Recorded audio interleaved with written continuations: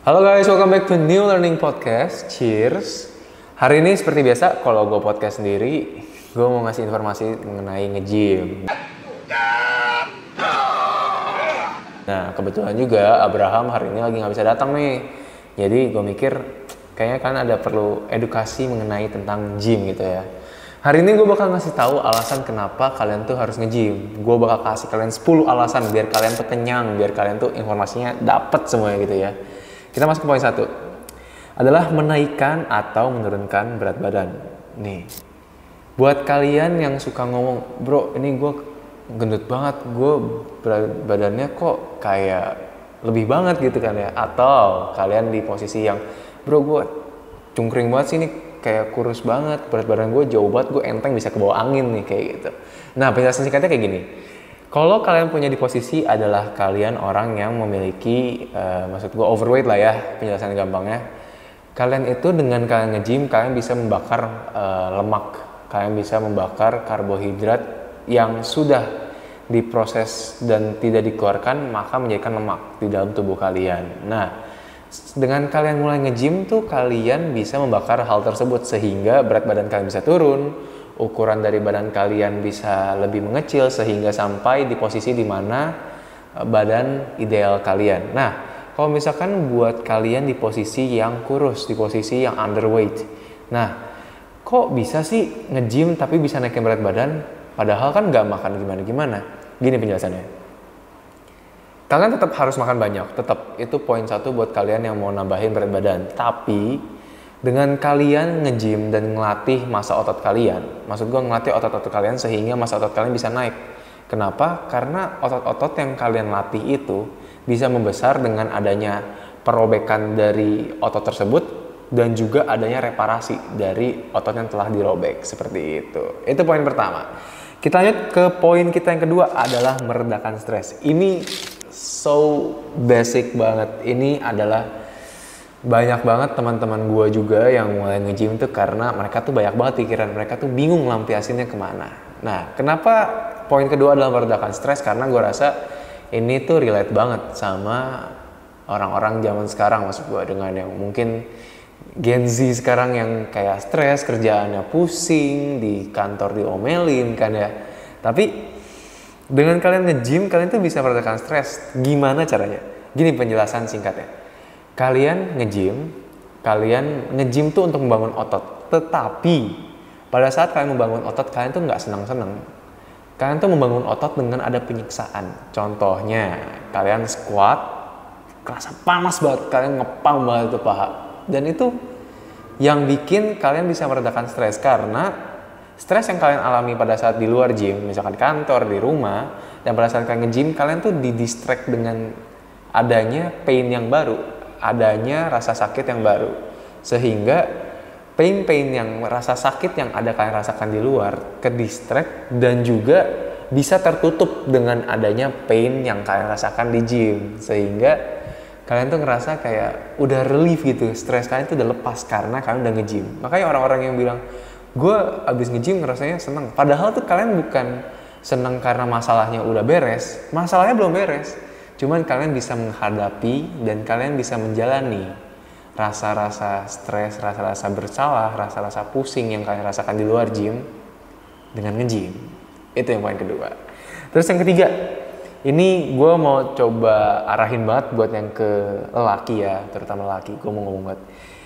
Nge-gym bisa membuat kalian buat meningkatkan rasa percaya diri kalian sehingga kalian juga bisa lebih dihormati atau dalam tanda kutip diandalkan. Gini, bisa gue jelasin kayak gini. Contohnya gue sendiri, gue mau cobain buat gue tuh bisa memberikan contoh yang baik ya.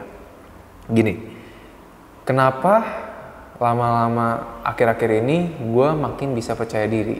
Karena bukan dengan, mungkin salah satu faktornya adalah gue bisa percaya diri karena gue lebih sering ngobrol sama orang-orang. Tetapi poin utamanya sebenarnya adalah saat gue nge-gym. Karena pada saat gue nge-gym dan gue berdedikasi buat nge-gym ini, gue ngelakuin yang benar, gue konsistensi, disiplin, dan gue makan dengan benar, sehingga gue bisa membentuk tubuh gue di posisi frame seperti ini, itu yang bisa ningkatin rasa percaya diri gue. Sehingga Kenapa gue bisa langsung ngomong lagi lebih dihormati? Karena meskipun gue belum pernah ketemu nih, misalkan nama dia adalah Angga. Gue belum pernah ketemu sama Angga, dia adalah teman dari teman gue yang belum pernah ketemu sama gue. Dia nggak tahu IG gue juga, tapi kita berketemu. Dan dia tuh bisa langsung ngerasain buat gue tuh merasa dihormati. Dia tuh langsung kayak ngerasa, oh dia bisa menjaga tubuhnya dengan baik, dia bisa menjaga dirinya dengan baik. Sehingga dia merasa, oh ini orang yang bisa diandalkan. Karena kalau misalkan ya, ini mungkin bakal ke-cancel tapi gue mau ngomong kayak gini. Coba lu ngeliat orang yang gendut, rambutnya nggak rapih, nggak terjaga banget, hidupnya hancur banget. Dan sebenarnya contohnya lu nggak tahu nih kehidupan mereka di belakang kayak gimana. Lu cuma pada saat ngeliat dia, pakaian dia nggak rapih, dia gendut, jelek, rambutnya kucel-kucel. Dan saat lu ngeliat mereka, apa sih yang lu rasain? Apakah lu bakal menimbulkan rasa seperti, oh gue percaya banget sama nih orang soalnya dia gendut, gue percaya banget sama nih orang dia soalnya nggak bisa ngurusin diri sendiri? Malah sebaliknya kan, lu bisa percaya misalkan frame dengan orang yang kayak gue, lu lihat, oh dia bisa ngejaga diri dia sendiri, oh dia bisa dedikasi buat tubuh dia sendiri aja. Jika dia bisa dedikasi dengan tubuh dia sendiri aja, dia dedikasikan effort buat diri dia, jadi kalau buat ke orang lain tuh nggak susah. Karena semua hal yang kita lakukan lebih mudah buat melakukan untuk orang lain daripada untuk melakukan kepada diri sendiri. Kenapa? Di saat kalian disuruh dengan atasan kalian, contohnya, Roland, tolong dong buangin tong sampah itu udah kotor banget, lu lakuin. Tapi di saat lu sendiri ngelihat kotor dan bilang, oh ya udah kotor, buang nggak ya? Masih ada keraguan, bahkan lu bilang kayak, oh masih kotor, tapi ya udah besok aja lah, ngapain sih harus sekarang? Itu loh bro. Kenapa di saat orang bisa tahu dedikasi kepada diri sendiri bisa berhasilkan banyak untuk orang sekitar daripada lu mendedikasikan diri lu untuk orang lain, dan pada akhirnya lu nggak bisa dedikasi buat diri lu sendiri. Itu bro, poin dari ketiga, agak panjang ya. Tadi gue terlalu emosional. Yang keempat, kita akhirnya memiliki sebuah kelebihan yang dapat dipuji. Contoh nih, seburuk-buruknya lu sebagai manusia, lu bego deh, lu nggak ganteng deh, lu nggak punya duit deh, tapi lu bisa dedikasiin diri lu buat nge-gym, buat latihan beban, makan dengan benar seadanya aja. Lu bisa jaga makan tapi seadanya, dan bisa menghasilkan tubuh yang baik. Akhirnya lu memiliki sebuah kelebihan. Karena untuk lu bisa nge-gym, maksud gue, let's say lu nggak punya uang dan nggak bisa nge-gym, lu bisa home workout dan lu bisa jaga makan lu dengan baik. Meskipun lu tidak memiliki kelebihan aspek di lain, lu jadi punya kelebihan satu bro. Dari kelebihan itu pasti melahirkan sebuah kelebihan yang baru. Sehingga lu bisa menjadi orang, pada akhirnya bisa jadi 1%. Lu bisa jadi orang yang the top 1% man in the world. Itu bro. Lanjut ya. Yang tadi gue mau ngomongin di poin ketiga, masalahnya yang di 5 adalah konsisten dan disiplin. Gue mau nekenin banget, gue mau seneken-nekennya buat kalian. Nge-gym tuh bisa buat kalian konsisten sama disiplin banget bro.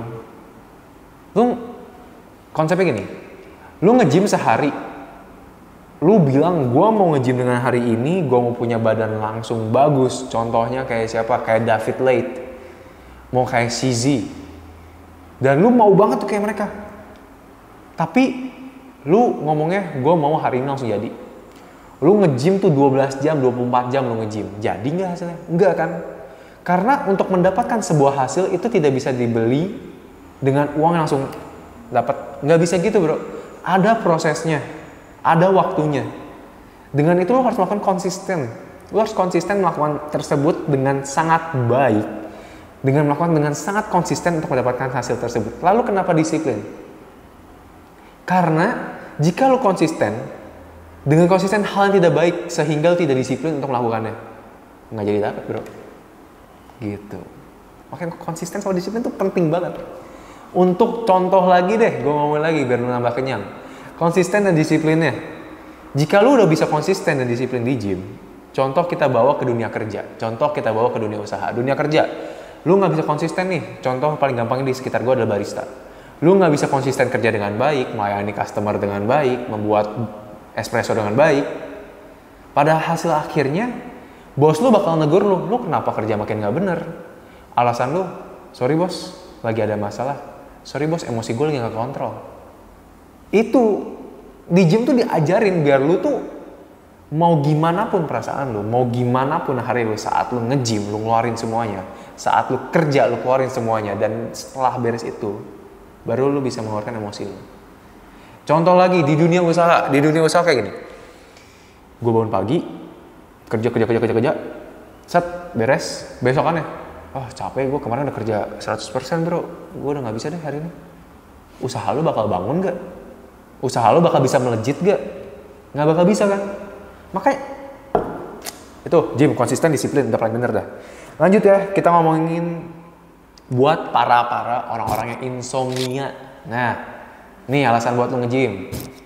Karena dengan lu nge-gym, kualitas tidur lu pasti bisa lebih membaik. Kenapa? Karena lu, ya orang gampang mikirnya gini, lu capek, lu bisa cepet-cepet tidur. Tapi capek ini tuh dengan capek yang sehat. Capek ini tuh dengan lu udah nge-gym, lu menghasilkan bisa buat menjaga kesehatan lu dengan jangka pendek bahkan jangka panjang, sehingga dengan capek yang dihasilkan dari hari ini bisa lu menginvestasikan untuk masa depan. Bahkan dengan lu bisa melakukan itu, gue jujur, gue sebelum nge-gym dan setelah nge-gym beda banget tidur gue bro. Gue nge-gym dengan sangat serius, gue dedikasiin diri gue buat hari itu nge-gym. Malamnya gue tidur kayak bayi bro, tidur nyenyak banget, bangun-bangun gak ngantuk lagi, seger, enak. Itu bro, kualitas tidur lu pasti bakal baik. Lanjut ya, kita bisa ngomongin meningkatkan kualitas pengendalian emosi. Tadi yang berapa? 1, 2, 3, 4, 5, 6. Udah ketujuh nih. Meningkatkan kualitas emosi lu. Pengendalian emosi. Pengendalian emosi itu banyak banget. Kita ngomong bisa luas banget buat ngomongin pengendalian emosi. Bisa dari marah-marah. Bisa dari anxiety, overthinking. Bisa juga kayak malah ngebanting-banting. Bisa jadinya lu emosi lu libatkan dalam hal yang tidak perlu dilibatkan emosi. Gitu. Kenapa bisa mengendalikan emosi lu? Karena entah hasil dari mana, hasil dari konsistensi dan disiplin lu yang tadi gue ngomong, itu bisa menghasilkan yang orang bilang stoik. Artinya lu bisa mengerjakan semuanya tidak tergantung dengan bagaimana emosi lu hari itu. Mau bagaimana pun lu lagi sedih, gue lagi diputusin pacar lu, gue lagi diputusin pacar gue, gue diputusin pacar gue lagi diomelin orang tua gue barusan dicaci maki sama orang-orang. Itu tuh bukan yang menjadikan mengganggu hasil kerja lu, malahan itu adalah fuel lu, itu adalah bensin buat lu tetap malah makin naik, bukan malah jadi ganggu pas ngelakuin malah kepikiran. Makanya dari konsistensi dan disiplin tuh lebar banget jadinya bro, selebar itu gitu. Kita lanjut, dari udah ketujuh nih, udah ngerti ya kualitas pengendalian emosi. Lu bisa nge-gym hasilnya stoik, lu bisa nge-gym, lu bisa mengendalikan amarah, overthinking, anxiety, lu bisa atur itu ya. Kita lanjut ke 8. Ini arti gampang sih, lu nge-gym bisa jadi lebih kuat. Kenapa? Karena dengan lu angkat beban, dengan lu nge-gym, bench press, deadlift, squat, shoulder press, lu gak mungkin dong nge-gym cuman beban dari awal nge-gym sampai 6 bulan ke depan bebannya 5 kilo doang. Boring, gak ada tantangan, gak bakal kayak gitu kan. Pas lu seminimal-minimalnya orang yang gak mau nambah beban, lu bilang, gue takut gede, minimal deh pasti nambah dong. Pasti, itu udah pasti. Dengan lu gak sadar lu ngelakuin itu, lu jadi lebih kuat. Karena di posisi gue sekarang nih, gue ngincernya tuh bukan kuat, gue ngincernya tuh progressive overload. Di setiap gue melakukan, gue menambah beban gue sehingga gue bisa menjadi lebih besar. Tujuan gue sebenarnya awal kayak gitu. Tapi side effect dari gue ngelakuin ini, tiba-tiba gue bisa ngangkat brio. Gue sengaja aja, teman gue bilang, coba lah angkat, badan lu kan gede, set angkat dikit bisa. Maksud kayak emak gue tiba-tiba, Lam itu coba angkatin dong sofanya mau disapu. Tiba-tiba angkat enteng aja, kayak angkat apa tahu. Itu side effect dari lu bisa nge-gym dan melakukan dedikasi diri lu dengan baik, jadi lebih kuat.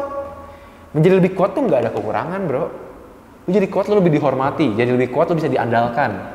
Jadi lebih kuat, lu bisa melindungi diri lu sendiri. Menjadi lebih kuat, lu juga bisa buat nggak ada orang maksudnya misalkan orang mau nyerang lu nih, mereka mikir 2 kali. Coba posisi gue sekarang yang lu lihat sekarang nih, gue kurus. Enggak deh, gue kayak dulu deh, gue gendut banget, gue lari lambat.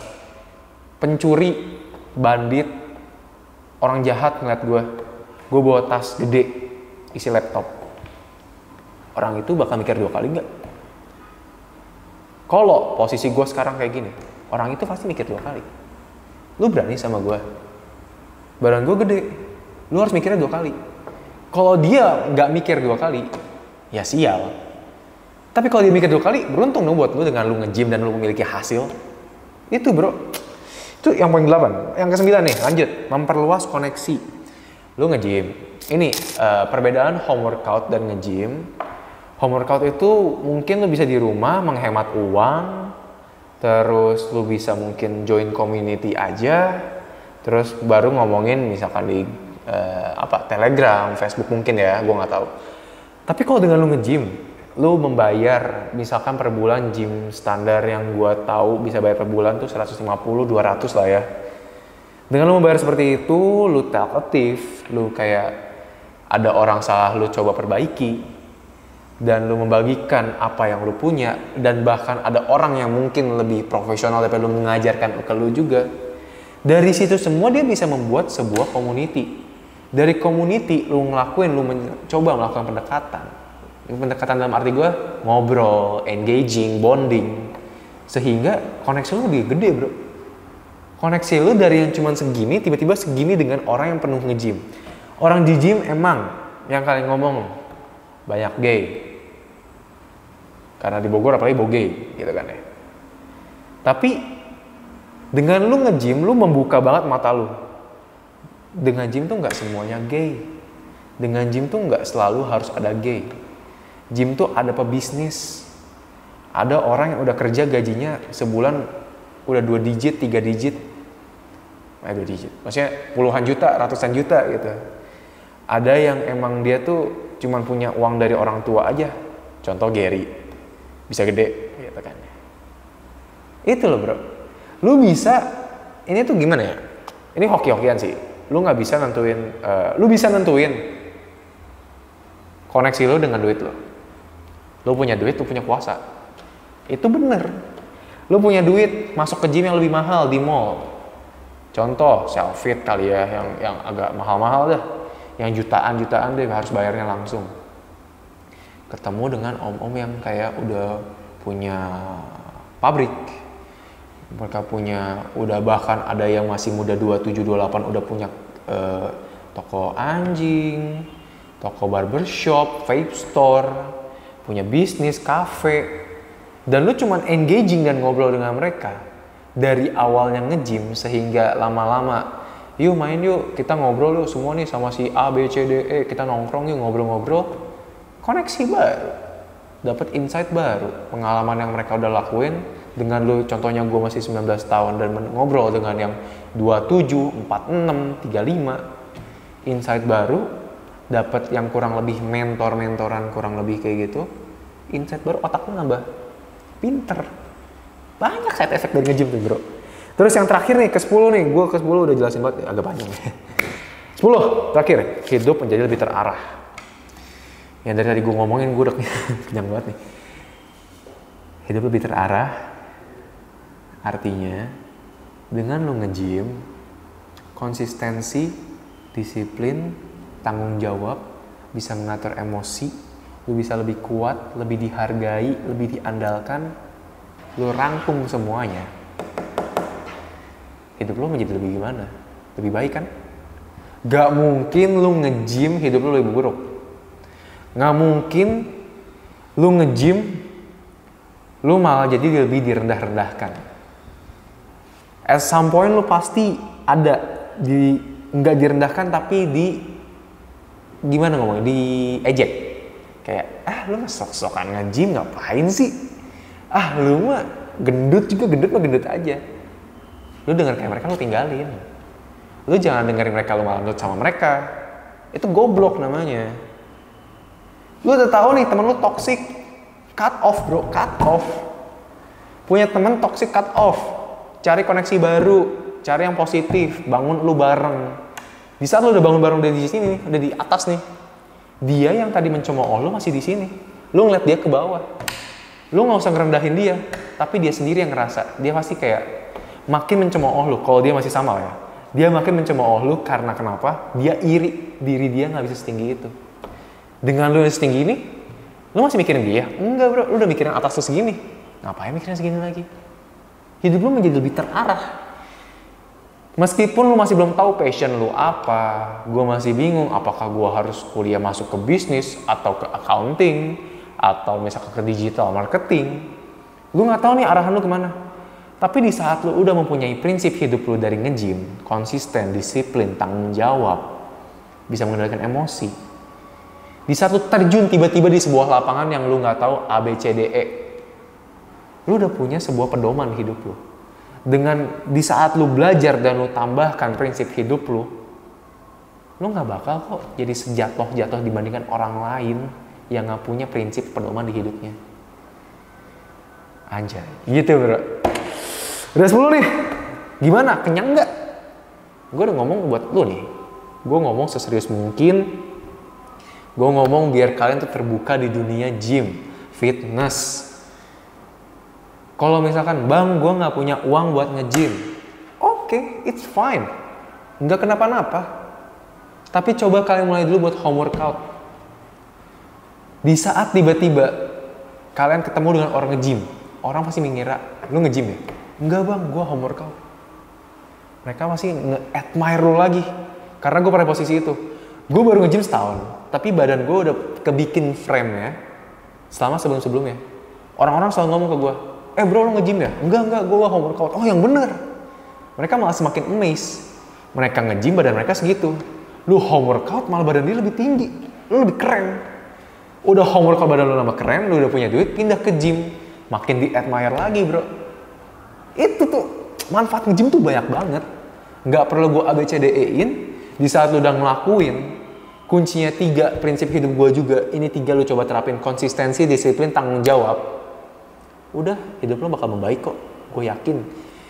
I guarantee this statement 100%. Misalkan lu gak kayak gitu, lu gak ngerasain hidup lu kayak gitu, lu ngomong ke gue.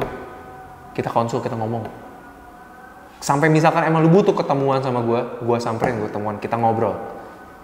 Gue tuh gak mau buat orang-orang yang nge-gym, mereka malah ngehidupin, maksudnya mendapatkan kehidupan yang kesiksa. Gue gak mau kayak gitu. Gue mau orang-orang mendapatkan impression yang saat mereka datang nge-gym, mereka mendapatkan sebuah insight baru, mereka mendapatkan kehidupan yang baru, sehingga mereka bisa menjadikan diri dia tuh versi terbaik, bukan versi yang ece-ece setengah-setengah 1% yang dia punya. Harus memiliki jadi 99% bahkan sampai 100% dari potensi yang dia punya. Karena dengan lu bisa nge-gym, lu mau nge-push semuanya, lu bisa mendapatkan hal-hal yang di luar yang sebenarnya nggak lu tuju. Dan hal-hal itu adalah hal yang baik, makanya side effect-nya itu baik gitu. And mungkin gue bisa ngomong gini, maybe at some point lu nge-gym karena emang gue capek bro, gue rasa gue depresi, gue rasa gue contohnya misalkan hidup gue udah terpuruk banget, gue udah gak ada keluarga, gue udah pusing, utang-utang gue di mana-mana, gue juga makan secukupnya, dan gue nge-gym cuma buat pelampiasan. Dan setelah gue nge-gym, gue masih stres. It's okay bro. Di sini gue mau coba ngomong, di sini emang nggak semua orang bisa kayak dengan nge-gym mereka langsung bahagia gitu ya. Dengan nge-gym mereka langsung kayak, nge-gym happy, nggak bisa. Ada at some point emang yang kalian tuh yang gue nge-gym buat melampiasin, tapi setelah gue melampiasin gue masih ngerasa sesuatu dalam diri gue. Gue masih sedih, gue masih marah, gue masih stres. It's okay bro.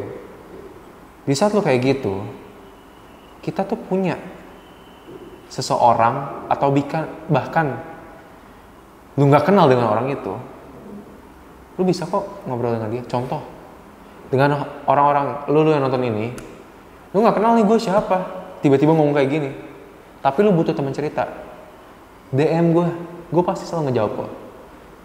Teman-teman di luar sana, kalau emang kalian butuh buat teman cerita, jangan sungkan buat cerita.